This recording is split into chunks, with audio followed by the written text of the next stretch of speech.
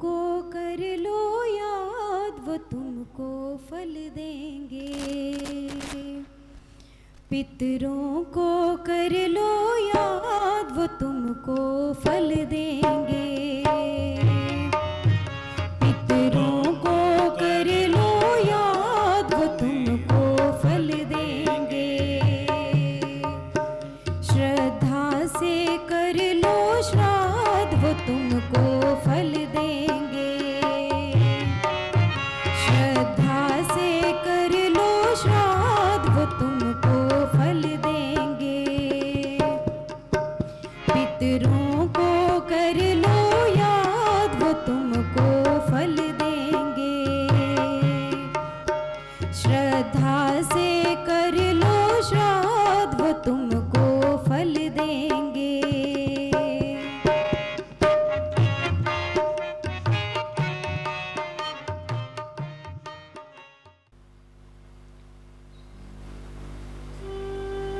बहुत समय बीत गया वर्ष का, लगभग 6 मास पूरे हो गए। श्रावण मास पूरा हो रहा है, उसमें पितृपक्ष श्राद्ध के 15 दिन बीत रहे। आज अंतिम दिवस है। ये श्राद्ध क्या होता है?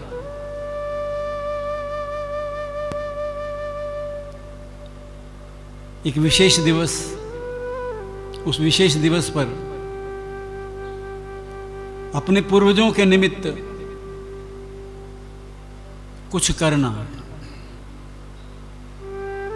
ये श्राद्ध शब्द श्रद्धा से बना है। श्रद्धा किस लिए होती है? किसी को हमने बहुत महान देखा, किसी को गुणवान देखा, किसी को विद्वान देखा, किसी को बहुत बड़ा दाता देखा, बहुत बड़ा सेवक देखा, कुछ बड़प्पन देखा, तो उसके प्रति श्रद्धा पैदा हो गई। मन में एक आदर का भाव पैदा हो गया। और उस आदर की अभिव्यक्ति कैसे हो? कैसे हम जताएं कि हम आदर करते हैं? जितने भाव होते हैं ये मन में होते हैं, मन में पैदा होते हैं। तो श्रद्धा का भाव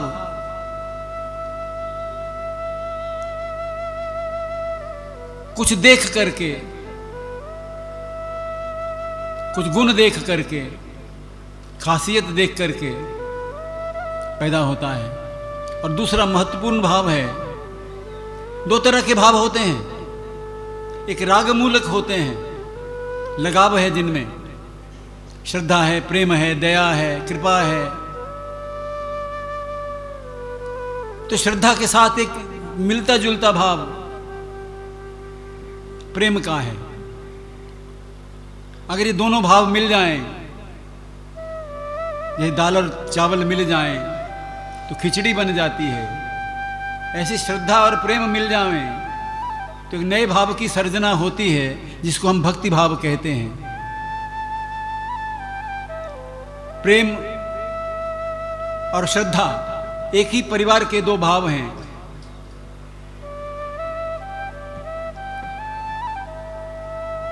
एक इनकी बहन है।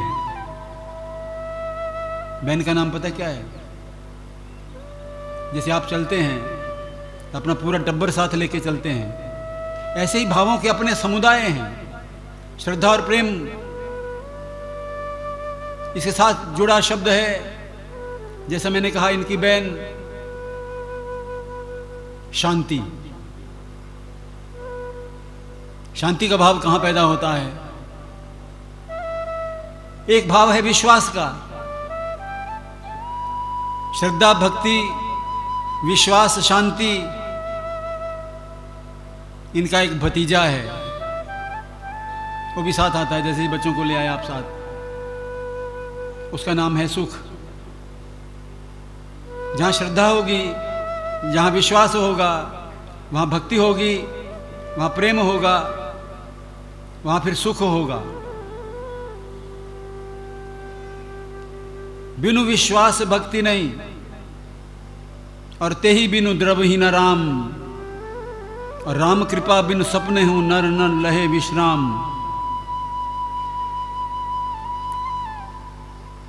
श्रद्धा जो है आज का मूल भाव है। श्रद्धा मैया है, श्रद्धा भवानी है।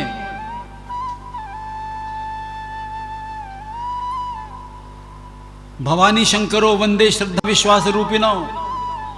मैं भवानी शंकर की वंदना करता हूं। एक श्रद्धा है, दूसरे विश्वास है, तीसरा प्रेम आकर के मिल गया। सुख पीछे पीछे चला आता है। जब तक श्रद्धा और प्रेम को नहीं पकड़ते, श्रद्धा और विश्वास को नहीं पकड़ते, न तावत सुखम, तब तक सुख नहीं आता है। और सुख आता है तो और क्या होता है? सारे दुश्मन भाग जाते हैं। ताकत कहां बसती है? आप कहेंगे भुजाओं में बसती है, हाथ में बसती है कि हथियार में बसती है?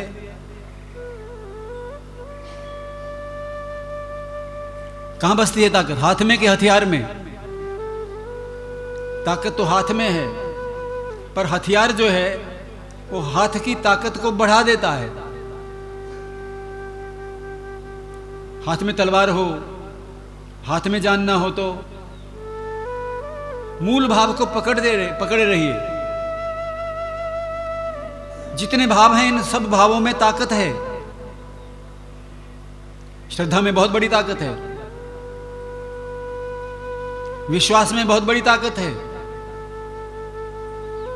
मैं तो विश्वास नहीं करता, मुझे तो किसी पर इतबार नहीं। मत करो, कोई बात नहीं। किस पर करें इतबार? ईश्वर पर करें? नहीं जमता है।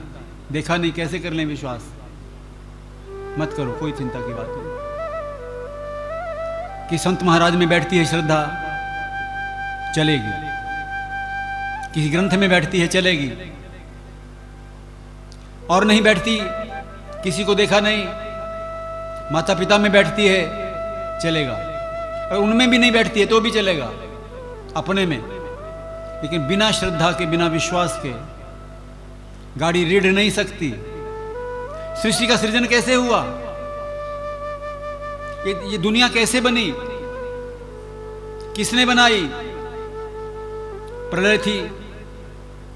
इस्लाम मानता है प्रलय हुई, क्रिश्चियनिटी मानती है प्रलय हुई, भारतीय मतांतर चाहे जैन बौद्ध सिख जितने भी हैं सब मानते प्रलय हुई। प्रलय में एक बंदा बचा था। क्या नाम था? वो कहते हैं एडम और ईव बचे थे, आदम और हव्वा बचे थे। हम कहते मनु बचे थे। जब भगवान का मत्स्यावतार हुआ, नौका में बैठे मनु की नौका को मत्स्य ने किनारे लगा दिया। किनारे लगा करके मनु बैठे थे हिमगिरी के उत्तंग शिखर पर। जो लोग हिंदी साहित्य को जानते हैं वो कामायनी नाम सुना होगा। कामायनी नाम से ग्रंथ है जयशंकर प्रसाद का। हिमगिरी के उत्तंग शिखर पर बैठ शिला की शीतल छाय, एक पुरुष भीगे नयनों से देख रहा था प्रलय प्रवाह। नीचे जल, ऊपर भी जल, एक तरल एक सघन। बैठा है वो, कौन आया?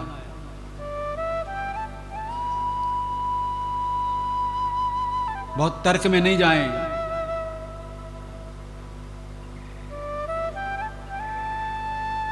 भावों के मानवीकरण में नहीं जाएं।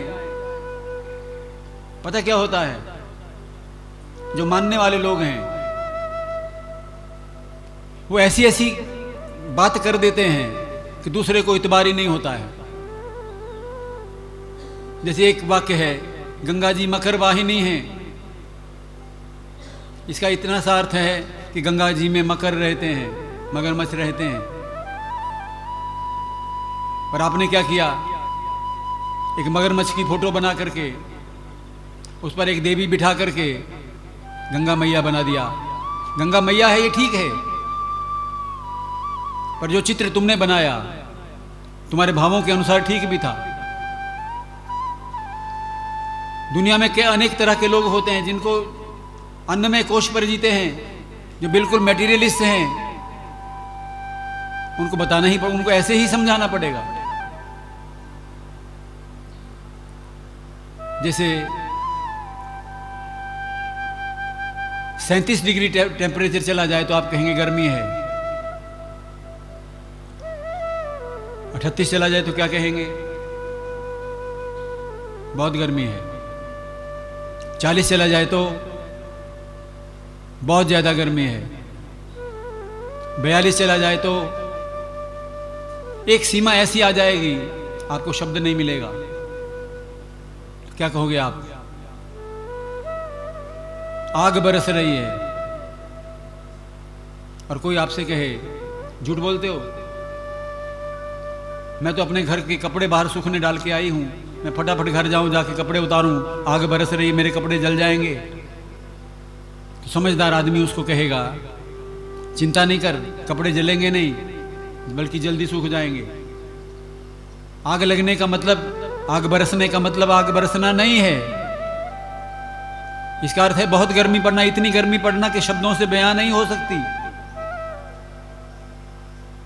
जब सनातन धर्म में ऐसे प्रतीक इस्तेमाल हुए, जब लोगों को प्रतीक समझ में नहीं आए तो निंदा करने लग गए। और जिन कर्मों की, जिन क्रियाओं की निंदा हुई कि नहीं करनी चाहिए, ये तो पाखंड है, बेकार है, किसी काम का नहीं है, तुम श्रद्धा करते हो, ब्राह्मणों को खिलाते हो, पिताजी तक कैसे पहुंचेगा? पहुंच सकता ही नहीं। और पंडित जी तो खाते नहीं जी, शुक्र है पंडित जी बोलते हैं, वरना पंडित ही बोलेंगे, पंडित खाता नहीं जी। बीच में से तुमने श्रद्धा का जो बिंदु था वो उठ गया कि हमें समझ में नहीं आ रही थी बात, मुहावरा समझ में नहीं आ रहा था। एक बात बताना, घर में अगर पत्नी सोचे कि पति तो घर से बाहर जा रहा है, पता नहीं बाहर क्या करता है, और पति सोचे कि मैं तो कॉलेज दफ्तर से आ जाता हूं, घर से मेरे पीछे पता नहीं क्या क्या होता है घर में, तो घर कितने दिन चलेगा? एक दिन नहीं चलेगा। जब विश्वास के बिना घर नहीं चल सकता, दुनिया कैसे चलेगी?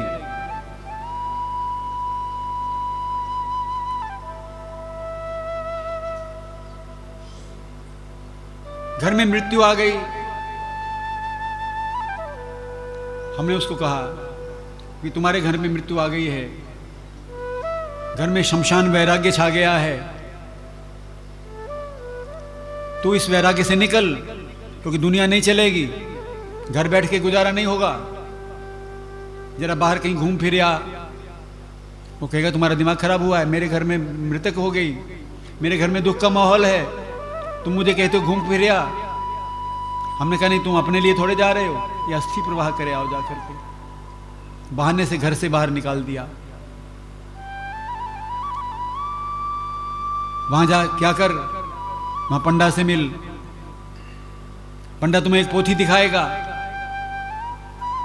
वो दिखाएगा जिसके फूल तू लेके आया है। हम इतने डरपोक हैं, इतने कमजोर हैं,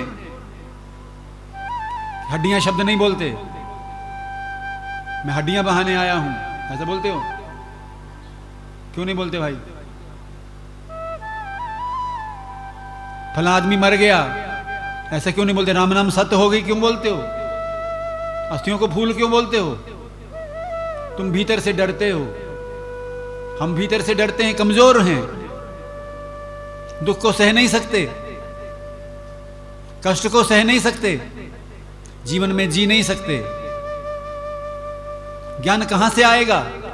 कौन देगा और कौन लेगा?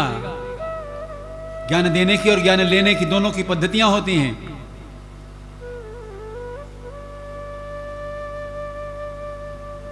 तो मैं ये जो भोजन मैं करा रहा हूं, ये भोजन पिताजी को पहुंचेगा? मुझे पता नहीं। आत्मा कहां गई?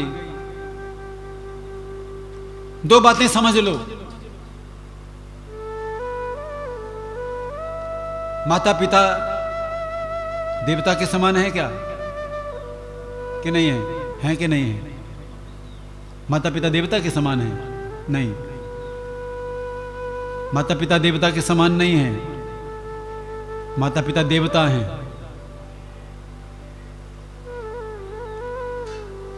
प्रकट देवता हैं। बाकी किसी देवता को देखा हो ना देखा हो, इनको हमने देखा है, या जो नहीं, जिनको नहीं भी देखा है वो भी थे, इसके लिए प्रमाण है। क्योंकि वो थे तो हम हैं, वो नहीं होते तो हम नहीं होते।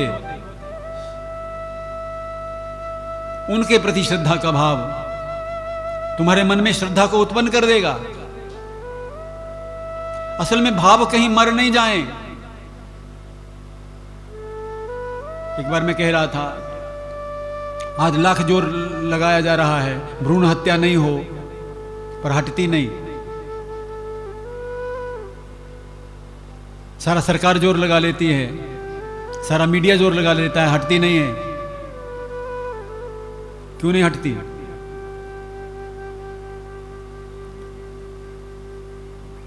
जिस दिन मुर्गी मारी उस दिन दया नहीं आई, जिस दिन बकरी मारी दया नहीं आई, और एक दिन ऐसा आ गया कि दया मर गई, फिर बेटी मरने पर भी दया नहीं आई।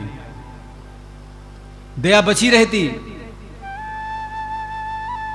हमने जब जब जब से श्रद्धा को छोड़ा है तो ईश्वर आपको संदेह नहीं होता है। कितना सुंदर भाव है, मैं अपने पति की शुभकामना के लिए पूरा दिन उपवास करूंगी। उपवास का मतलब तो पास में बैठना, सब काम छोड़ करके पति के साथ बैठेंगे, भगवान की शरण में बैठेंगे, भगवान के पास बैठेंगे।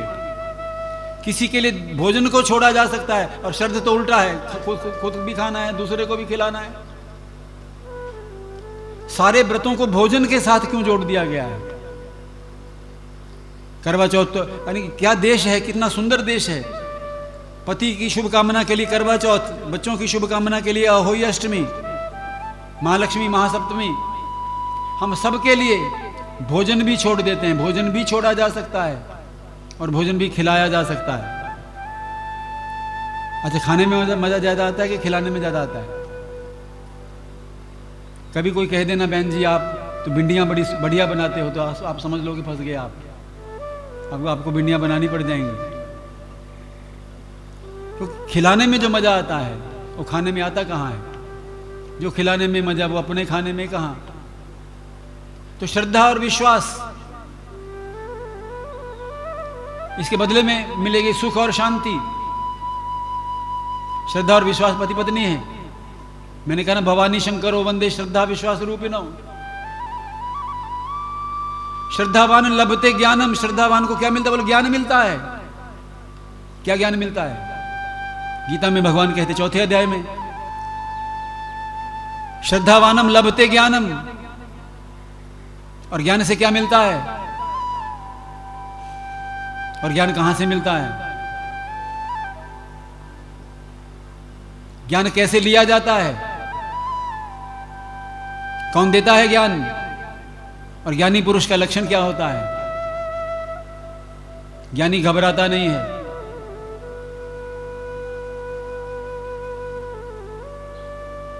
ज्ञानी शांत रहता है, परम शांति को लेता है। श्रद्धावानम लभते ज्ञानम।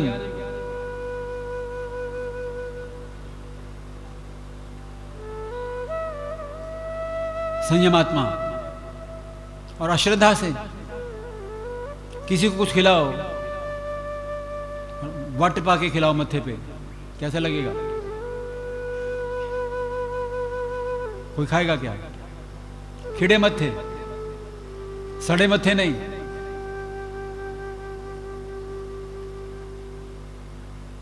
भाव को बचा करके रखोगे, अभाव से बचे रहोगे और प्रभाव बन जाएगा। अभाव से प्रभाव की ओर, प्रभाव से स्वभाव की ओर।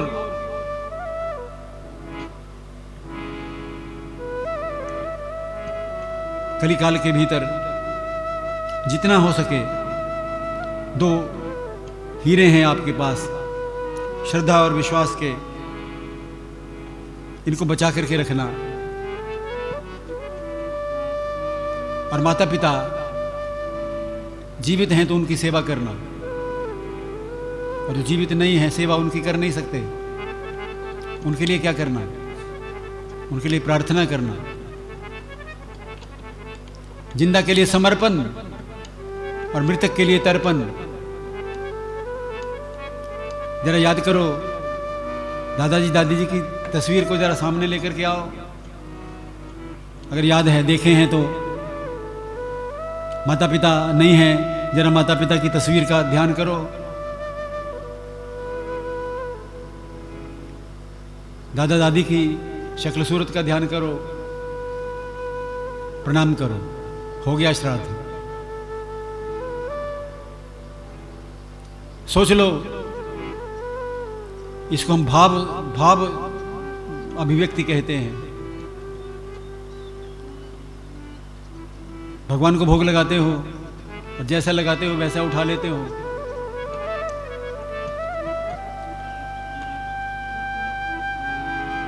भगवान ने क्या ले लिया बीच में से? एक मेरे दोस्त ऋषि जी रेनोवेटर ने मुझे बताया कि मैं अंगूर रखता हूं, जब अलमारी दोबारा खोलता हूं तो अंगूर भगवान खा लेते हैं, डक्के बचे हुए होते हैं। उन्होंने कहा, मैंने सुन लिया और ये बात किसी को बता बैठा। उसने कहा, श्याम जी आपने देखा है? मैंने कहा देखा तो नहीं, पर झूठ थोड़े बोलता अगला। बोले आप जरा ध्यान से देखना, उस अलमारी के पीछे चूहे तो नहीं है? मैंने कहा अलमारी का मुझे पता नहीं, लेकिन तेरे दिमाग में जरूर चूहे हैं। विश्वास के साथ जीवन को जीने की कोशिश कीजिए।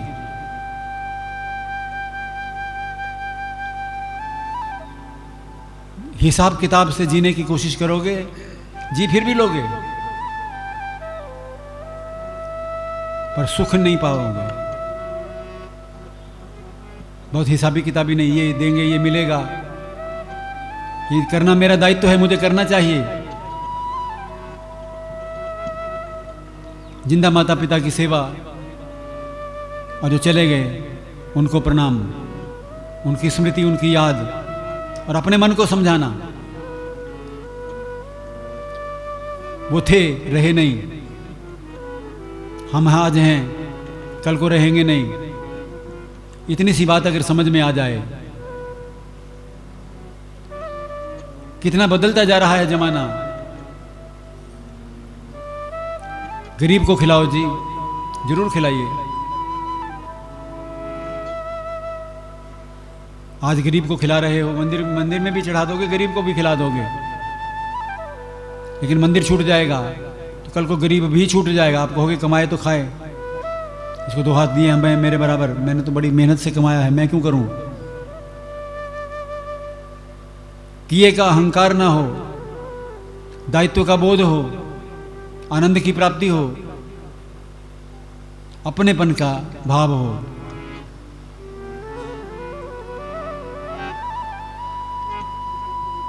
बहुत भाव के साथ, प्रेम के साथ, लगाव के साथ भगवान भोलेनाथ को याद करें, जिनको अपने माता पिता दादा दादी याद नहीं है। परदादा परदादी, उसके आगे लक्कड़ दादा लक्कड़ दादी, सबके पितर भगवान शिव हैं।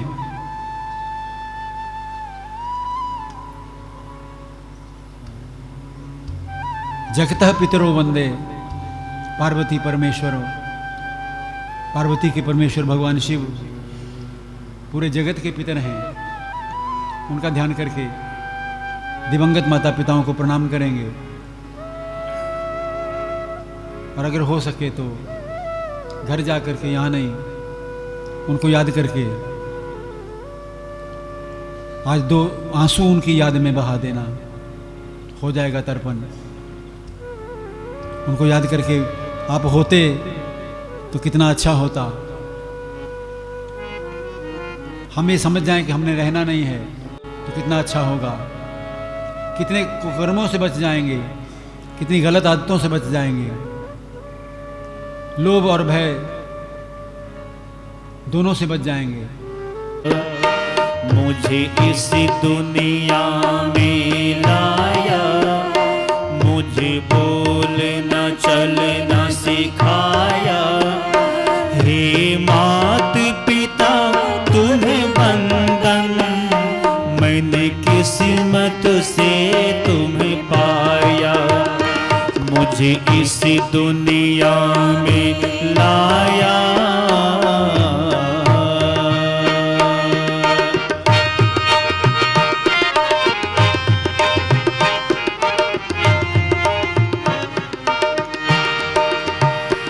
मैं जब से जग में आया, बन तब से शीतल छाया।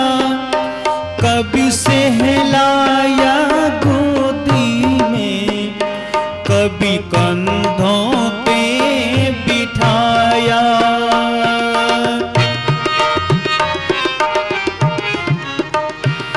मैं जब से जग में आया, बन तब से शीतल छाया। कभी सहलाया गोदी में, कभी कंधों पे बिठाया। मेरे सिर पर हाथ रख कर, मेरे सिर पर हाथ रख कर, बस प्यार ही प्यार लुटाया। हे मात पिता तुम्हें वंदन, मैंने किस्मत से तुम्हें पाया। मुझे इस दुनिया में लाया, मुझे बोलना चलना सिखाया। हे मात पिता तुम्हें वंदन, मैं किस्मत से तुम्हें पाया।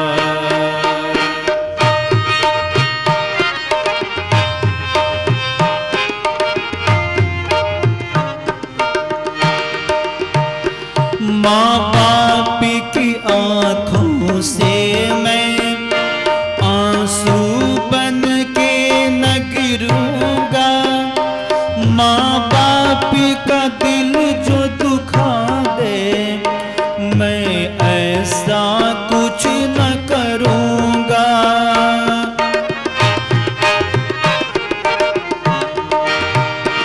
माँ बाप की आँखों से मैं आंसू बन के न गिरूंगा। माँ बाप का दिल जो दुखा दे, मैं ऐसा कुछ न करूंगा। माँ बाप के रूप में मैंने भगवान को जैसे पाया। हे मात पिता तुम्हें वंदन, मैंने किस्मत से तुम्हें पाया। मुझे इस दुनिया में लाया, मुझे बोलना चलना सिखाया। हे मात पिता तुम्हें वंदन, मैंने किस्मत से तुम्हें पाया। मुझे इस दुनिया में लाया, मुझे बोलना चलना सिखाया। हे माँ